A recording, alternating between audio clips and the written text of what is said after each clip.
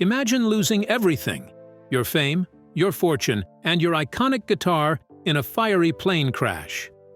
For Peter Frampton, this was a rock and roll nightmare turned reality. The loss of his famous Les Paul marked the beginning of a tumultuous journey. It would involve David Bowie's rescue mission, an improbable reunion with his guitar, and a final battle that would push Frampton to his limits. The humble beginnings of a guitar prodigy. Peter Frampton's musical journey began at 8 when he first picked up a guitar, setting the stage for a career marked by highs and lows. Growing up in Bromley, England, Peter was influenced by his father, Owen Frampton, an art teacher with a musical inclination. This early exposure ignited a passion that would define his life. Frampton's talent blossomed quickly. By 12, he joined his first band, the Little Ravens, and caught the attention of Bill Wyman from the Rolling Stones. Despite his obvious skill, breaking into the competitive 1960s British music scene proved challenging. At 16, Frampton joined the Herd, finally tasting success. However, this breakthrough came with an unexpected burden. The media latched onto his boyish looks, dubbing him the face of 1968. Suddenly, Frampton found himself trapped in the role of a teen idol, a label that clashed with his aspirations as a serious musician. This unwanted image overshadowed Frampton's guitar skills, creating internal conflict and tension within the band. As the Herd's popularity grew, so did Frampton's frustration. He longed for recognition based on his musical abilities, not his appearance. In 1969, seeking to prove himself as a genuine rock musician, Frampton left the Herd to form Humble Pie with Steve Marriott. This new venture promised a harder-edged sound that would showcase his guitar virtuosity and help him escape the teen idol image. As Frampton embarked on this new chapter, he hoped it would finally bring him the musical credibility he craved. However, the path to respect as a serious musician would prove to be fraught with unexpected challenges and setbacks, testing his resolve in ways he never imagined. Humble Pie, a rocky road to recognition. Frampton's journey with Humble Pie began in 1969, marking a stark departure from his pop idol past. The band, featuring Frampton's guitar skills alongside Steve Marriott's powerful vocals, aimed to redefine Frampton's image with their hard-hitting rock sound. However, this new musical direction brought unexpected challenges. Humble Pie struggled to gain traction in the US market, where audiences were accustomed to a different style of rock. To adapt, the band shifted towards blues rock, a genre more familiar to American listeners. This change came at a cost, as the band's grueling tour schedule and relentless pursuit of success took a toll on its members. For Frampton, the struggle for acceptance as a serious musician weighed heavily. The constant travel and pressure strained relationships within the band, particularly between Frampton and Marriott. Their once brotherly bond deteriorated, exacerbated by Marriott's increasing drug use and the band's shifting musical direction. Just as Humble Pie teetered on the brink of major success with their live album Performance Rockin' the Fillmore in 1971, Frampton reached his breaking point. Feeling creatively stifled and worn down by internal conflicts, he made the difficult decision to leave the band. In his own words, "He wanted to be in charge of my own destiny finally and not have the band." Frampton's departure from Humble Pie was a risky move, especially as commercial success seemed within reach. However, his need for artistic freedom outweighed the potential fame. As he set his sights on a solo career, Frampton had finally shed his teen idol image and proven himself as a serious musician. Yet the challenges he faced with Humble Pie were only the beginning of a tumultuous journey filled with obstacles, triumphs, and heartbreaks that would test his resilience in ways he never imagined. Solo career, the slow build to superstardom. Frampton's early solo career was marked by a stark contrast between his live performances and album sales. Despite his growing reputation as a skilled guitarist, his first solo records barely made a ripple on the charts. The music industry's harsh reality hit hard, and Frampton found himself struggling financially. forced to take on session work just to make ends meet. Yet an unexpected phenomenon was brewing. While his albums gathered dust on store shelves, Frampton's live shows were gaining a devoted following. Night after night, he poured his heart out on stage, captivating audiences with his virtuoso guitar playing. Word spread about his electrifying performances, and soon he was playing iconic venues like Winterland in San Francisco and the Long Island Arena in New York. During these relentless tours, Frampton discovered a tool that would help define his unique sound: the talkbox. This effects device, which allows a guitarist to shape the sound of their instrument with their mouth, became Frampton's signature. He first encountered it during a recording session with George Harrison and quickly incorporated it into his live act. The talkbox became a highlight of Frampton's performances, especially on songs like Do You Feel Like We Do and Show Me the Way. Audiences were mesmerized by the distinctive sound, setting Frampton apart from other guitarists of the era. As Frampton's cult following grew, his management saw an opportunity to capture the magic of his live performances on record. With modest expectations, they began recording shows for what would become Frampton Comes Alive. Little did anyone know that this live album would change everything. As the tapes rolled, capturing the energy of Frampton's performances, no one could have predicted the phenomenon that was about to unfold. The stage was set for a comeback that would shock the music world and catapult Frampton to heights he never imagined. Frampton Comes Alive, the unexpected phenomenon. In 1976, a live album shattered expectations, catapulting Peter Frampton from struggling musician to global superstar almost overnight. Frampton Comes Alive began as just another live record, but its infectious energy and passion resonated with listeners in an unprecedented way. The album's success took everyone by surprise. Frampton's singles dominated the airwaves, with the talkbox effect that had wowed live audiences now mesmerizing radio listeners nationwide. Years of relentless touring had finally paid off, but in a way Frampton never anticipated. This sudden explosion of popularity transformed Frampton's life. He leapt from playing clubs to headlining arenas. His image graced magazine covers, and fans mobbed him everywhere. The quiet guitarist found himself thrust into a spotlight he wasn't prepared for. The elation of his achievement quickly gave way to the weight of expectation. Frampton later admitted the fear that came with reaching the top, knowing there was only one direction left to go. The music industry, always hungry for the next big thing, immediately began demanding a follow-up. Surreal moments became commonplace, like backstage encounters with the president's son. As the album continued breaking records, Frampton and his team rushed into the studio, desperate to capitalize on their momentum.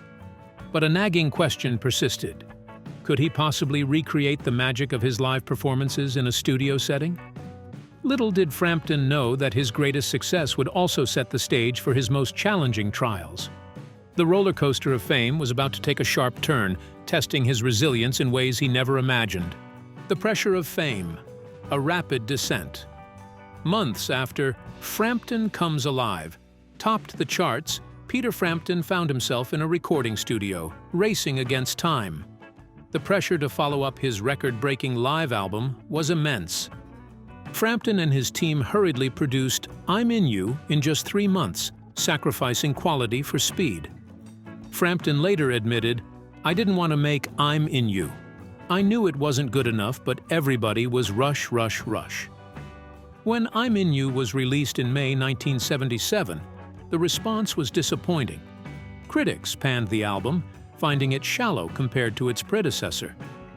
Even the commercially successful title track faced criticism for its overly sentimental tone and departure from Frampton's rock roots. The album's poor reception marked the beginning of Frampton's decline. Sudden fame took its toll, leading to increased drug use and a sense of being overwhelmed. He later described this period as feeling like he was in a sinking ship, struggling to stay afloat as his career slipped away. Frampton's image also suffered a blow. A shirtless cover photo for Rolling Stone magazine reinforced his teen idol status, undermining his credibility as a serious rock artist. This shift in public perception, coupled with financial troubles caused by his manager's reported theft, further destabilized Frampton's career. The rapid rise and fall of Peter Frampton illustrates the perils of overnight success in the music industry. The very factors that propelled him to stardom, his looks, accessible sound, and the massive success of Frampton Comes Alive, ultimately contributed to his downfall. The pressure to recreate his live album's magic in the studio, combined with personal struggles and image problems, created a perfect storm that threatened to derail his career entirely. As Frampton grappled with the aftermath of his fall from grace, he was unaware that his next career move would push him even deeper into professional turmoil, testing his resilience like never before. The Sgt. Pepper disaster. In 1978, Peter Frampton faced a critical decision that would alter the course of his career. He was offered a starring role in the film adaptation of Sgt. Pepper's Lonely Hearts Club Band. Despite his initial reservations, Frampton accepted the part, lured by a $1 million paycheck and false promises of Paul McCartney's involvement. As production began, Frampton's unease grew. The plot was nonsensical, and he felt out of place in his role. The film, released on July 24, 1978, was a critical and commercial disaster. Critics panned it mercilessly, and audiences stayed away. The $20 million production only managed to earn $4.5 million at the box office. For Frampton, the consequences were swift and severe. His reputation, already on shaky ground, took another massive hit. Tours were canceled, and his music career began to spiral downward. I had just become the biggest-selling recording artist in the world. It's the build-you-up-to-knock-you-down syndrome, isn't it? Frampton reflected bitterly. The Sgt. Pepper fiasco dealt a near-fatal blow to Frampton's career. He struggled to book gigs and watched his fan base dwindle rapidly. "I felt like I was in a sinking ship," Frampton said, capturing the desperation of those dark days. As the dust settled, Frampton faced a stark reality. His dream of being taken seriously as a musician seemed further away than ever. With his career in tatters and his confidence shattered, he was about to enter the darkest chapter of his professional life. The road ahead looked bleak, and Frampton would need every ounce of resilience to weather the storm he had unwittingly unleashed. Rock bottom. Financial ruin and career collapse. Peter Frampton's meteoric rise to fame in the 1970s was followed by an equally dramatic fall in the early 1980s. By 1980, the former stadium-filling superstar could barely chart an album, and his once overflowing bank account had run dry. The music industry had moved on, leaving Frampton struggling to book even small gigs. In 1980, fate dealt Frampton another cruel blow. A cargo plane carrying his equipment crashed on takeoff in Venezuela, claiming 6 lives. Among the wreckage was Frampton's prized Gibson Les Paul guitar known as the Phoenix. This instrument was more than just a guitar. It was a symbol of Frampton's rise to stardom and a piece of his musical identity. Frampton learned of the tragedy from his road manager, Rodney, who delivered the news with a pale face. The loss of life weighed heavily on Frampton, compounding his professional struggles. As he grappled with this devastating event, Frampton turned to alcohol, further clouding his judgment and damaging his fragile career. The final blow came when Frampton discovered that his longtime manager, D. Anthony, had been embezzling from him for years. This betrayal left Frampton not only financially ruined, but emotionally devastated. The once revered musician now found himself fading into obscurity, grappling with the harsh realities of his fall from grace. Resurrection, the long road back. In the music industry, second chances are rare. For Peter Frampton, salvation came from an unexpected source: a childhood friend who had become a global superstar. David Bowie, Frampton's old schoolmate from Bromley Technical High School, reached out with an offer that would change everything. Bowie invited Frampton to join his band for the Glass Spider Tour in 1987. At first, Frampton hesitated. His confidence was shattered after years of setbacks and disappointments. The thought of stepping back into the spotlight was terrifying. But Bowie's faith in Frampton's talent eventually won out. The Glass Spider Tour gave Frampton a chance to showcase his skills to a new audience without the pressure of being the main attraction. Night after night, he poured his heart into his guitar playing, slowly rebuilding his reputation as a serious musician. Playing alongside Bowie helped him regain his credibility in the industry. With newfound confidence, Frampton focused on his solo career once again. He released several albums, gradually rebuilding his fanbase. His dedication paid off in 2006 when his album, Fingerprints, won a Grammy Award for Best Pop Instrumental Album. This recognition was a testament to Frampton's resilience and his ability to evolve as an artist. As Frampton's career experienced a resurgence, he couldn't have known that his toughest battle was yet to come. In 2019, he was diagnosed with inclusion body myositis, IBM, a degenerative muscle disease that affects his ability to play guitar. The news was devastating, but Frampton faced it with the same determination that had carried him through his darkest days. Despite the diagnosis, Frampton refused to give up on music. He continued to record new material, stating, "I'm still able to play guitar without any difficulty." His resilience in the face of this new challenge was inspiring, proving that his comeback was about his enduring love for music. As Frampton found his footing again, fate had one more cruel twist in store. The man who had weathered the storms of fame, addiction, and career collapse now faced a battle that would test every ounce of his strength and passion for music. Peter Frampton's music career has been a tumultuous journey of highs and lows. From his early success as a teen idol to becoming a rock superstar, Frampton experienced the full spectrum of fame. However, his fall from the spotlight was as dramatic as his rise, plunging him into near obscurity. Yet through it all, Frampton's resilience remained unwavering. Today, Frampton faces his greatest challenge: inclusion body myositis, a degenerative muscle disease that threatens his ability to play guitar. Despite this grim diagnosis, he continues to create music with unwavering dedication. His recent album, All Blues, demonstrates his enduring talent and passion for his craft. Reflecting on his life, Frampton maintains a remarkably positive outlook. He acknowledges the difficult road ahead, but remains grateful for his experiences. "I've had ups and downs," Frampton says, "but I'm better off for the downs. I'm a survivor. I get back up and brush myself off."